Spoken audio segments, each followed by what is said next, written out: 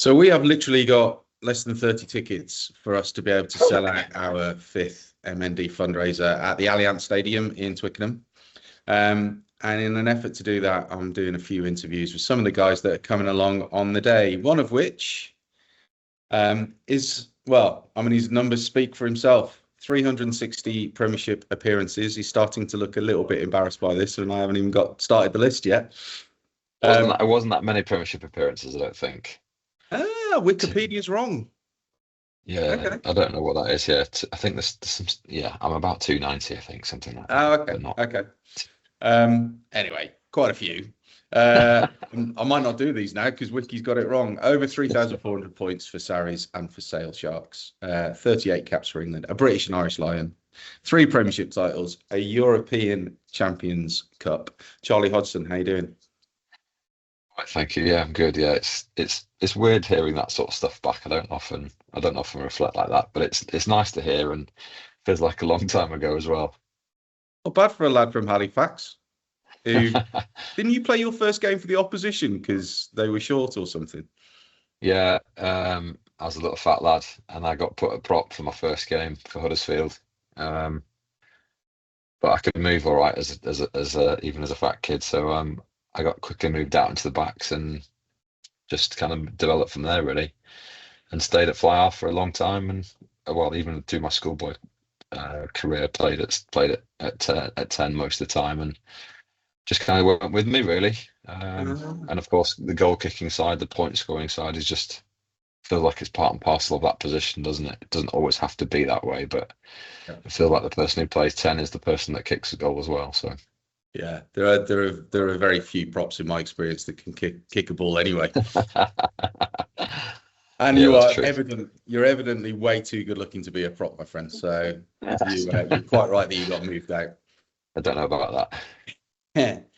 Talk to me a little bit about what you're doing now, because I love what you're doing right now in terms of giving something back to the sport and still hopefully being able to make a career out of it. Talk to us about that. Well, in essence, I help young rugby players build resilience and confidence and all those essential mental skills that are needed and required to overcome setbacks and challenges that they all face.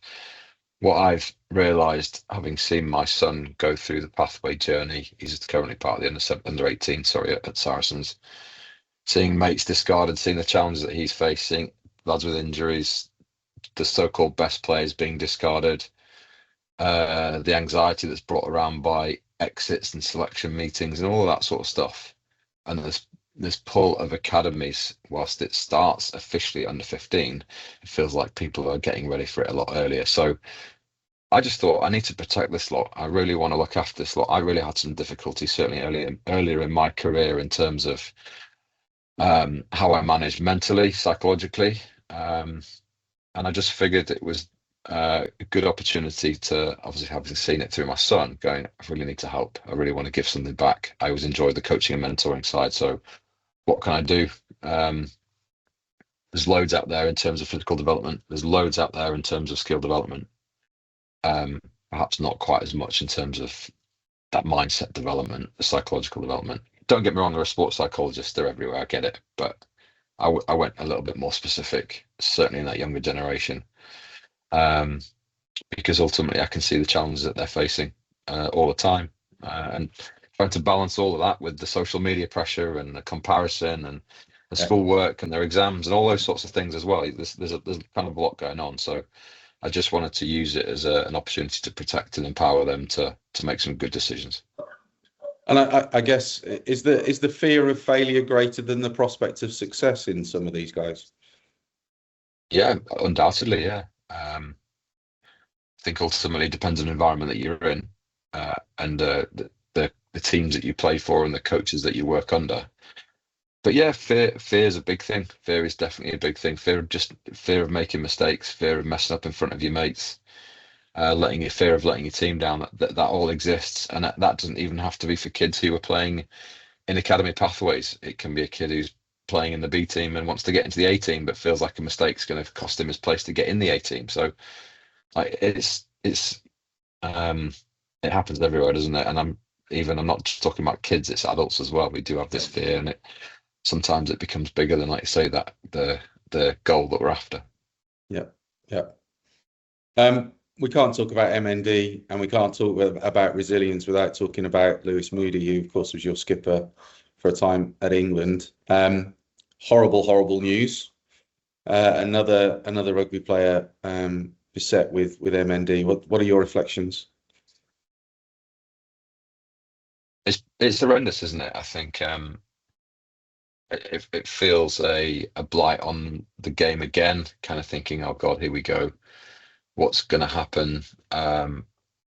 Thinking of, don't know. I always thought Mudos was just so strong, and clearly will still continue to be very strong for as long as he can be, and will fight all the time. Knowing what Mudos is like, knowing that he never ever gave a backward step in any game that he played in. I played in that game where he got sent off against Samoa, where he kicked off because Mark Cueto had been taken out in the air.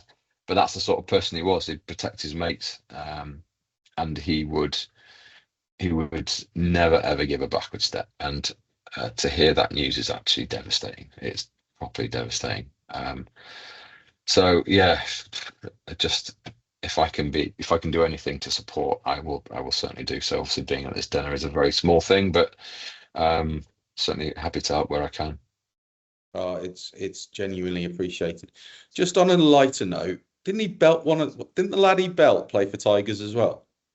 Yeah, it was Alassana Tuolangi on the wing. Yeah. Tuolangi. Yeah. So I don't know whether I think I put a crossfield kick in.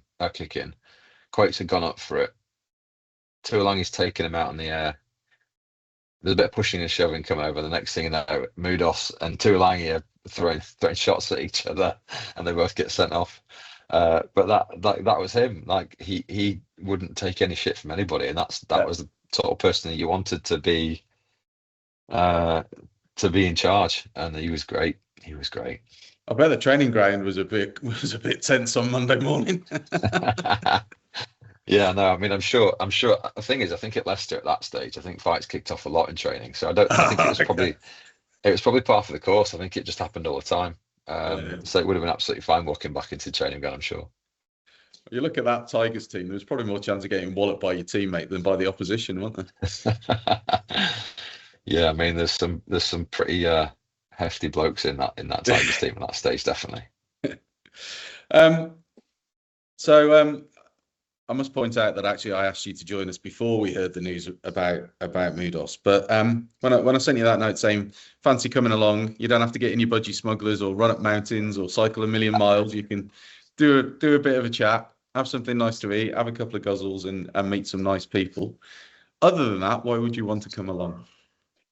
You just said it all there. No, I think it's just it's obviously knowing the history of it. Obviously, more recently with Rob, and then obviously with Ed Slater and Doddy.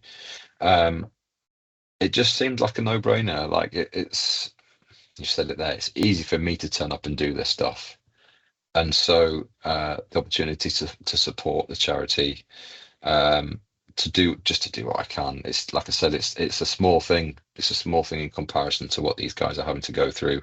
It's a very easy day to what these guys are having to deal with. And so if I can do the smallest bit that's going to support them, then I'll certainly do that. What has shown and will continue to show is the power of the rugby community, both across league and across union.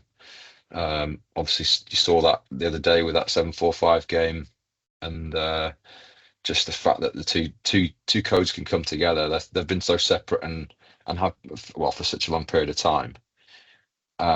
It's crazy that actually something like this actually brings them together, which is a shame because they are both unbelievable codes. I grew up watching rugby league, loved every minute of that. And my Sunday afternoons watching Halifax, and so I never quite understood this rivalry between the two. And as I say, it seemed a shame that you've got this horrible illness to bring them together. But the fact that it has is awesome, because I mean, even I get to sort of meet some of my rugby league heroes along the side. You come to dinners like this and stuff, which is amazing. Did you never fancy going playing for the Panthers then? My only opportunity came about when Ian Millwood was at St Helens. Saints.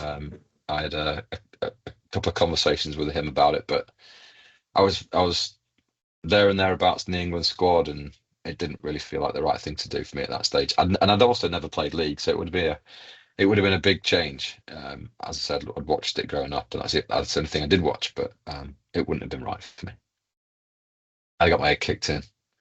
I mean, not I did. I mean, I'd got my head kicked in playing Union, but I mean, I think playing league it would have been even worse. Yeah, well, we talked about the Tigers, boys. I mean, there was a few big lads about then, like Moz and Barry's going to get you, and all those boys who are all coming, by the way. Stuart Field, and yeah, I know. Yeah, I'm looking forward to it. Yeah. My God, him and Baz. Wow.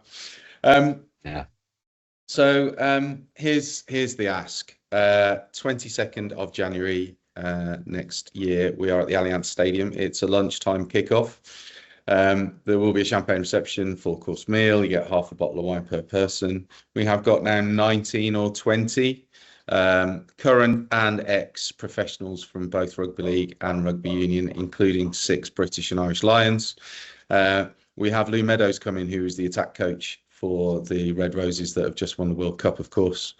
The ticket's £300 plus VAT if you're a business. Which feels like a bit of money at the moment, and probably will feel like quite a bit of money post budget. But all of the money, every single penny of it, goes to the charities. Half goes to the My Name's Doddy Foundation.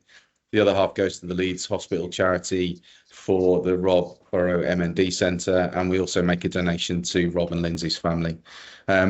Everybody, Charlie, all of the guys turn up and do this for nothing. So we can maximise the donation. As I say, we've got about 30 tickets left. So if you are able to come along, you would be most welcome. Charlie, we got over the years we've found a few guys have got a secret talent. So we've had referees that can do karaoke. We've got St Helens prop who can do the worm. We've had can dancing rugby league props. What's your secret talent? Karaoke is definitely not one of them. I'm not sure what my secret talent is. Jesus Christ, that's the pressure question, isn't it? Well, you got a couple of months to come up with one.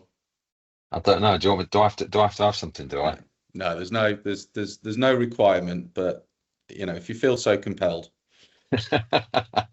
Once I've had a few beers, I might catch me doing the worm with somebody else. Yeah. Do you know what? It's funny. The secret talents tend to come out post a few beers. Yeah, I think I probably do. Yeah.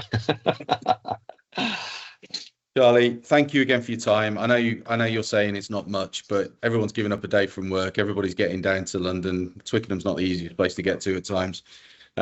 So you are absolutely doing your bit, and we all genuinely thank you for that. It's good to see you, and I'll see you in January. Yeah, I look forward to it. Yeah, please get your tickets. I love to see those 30 tickets sold and get the place full. So yeah, I look forward to seeing you all then. Thanks, mate.